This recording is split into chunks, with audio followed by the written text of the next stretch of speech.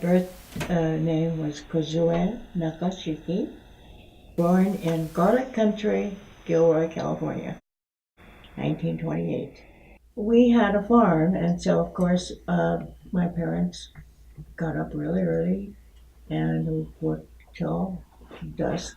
My brother and father raised garlic and mostly strawberries. And my brother George was the first uh, person to be selected by the draft, and so he was in the army before the war started. I can remember December 7th very well. Uh, we found out at noon, at lunchtime, my brother had gone to the grocery store, and he came back with the news. And then when the war broke out, that was the first time I left Gilroy, California. Our internment first camp was Salinas, the rodeo grounds in Salinas, California. And somewhere in the summer, in the heat of summer, probably about July, we were transported by train with the military MPs with us, and we went to Poston, Arizona.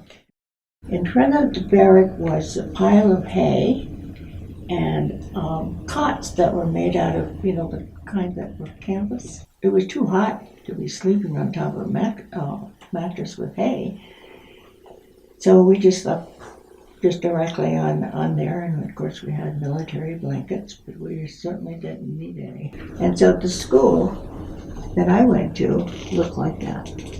My teacher was Mrs. Lillian Taylor, and she came from Alabama. She had a very strong Southern accent.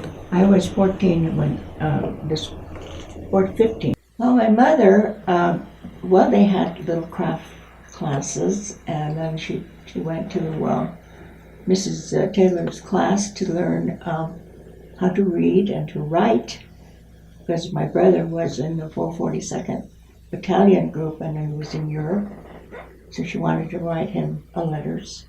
So she went to school at night. The war ended, and we came back home to Gilroy. So then I had to go to register to go to school, and I had to walk, probably about a quarter of a mile to the bus stop.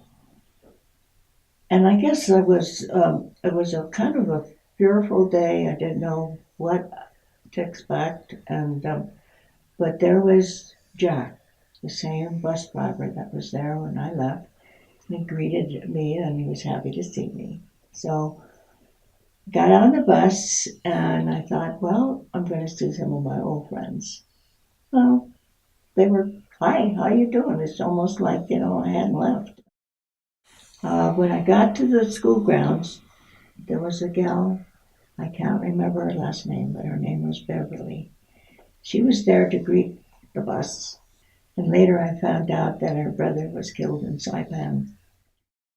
One of the things that I think is really important is to respect your elders and think kindly of them, and think kindly of people who are less fortunate than you are, and not to take life granted.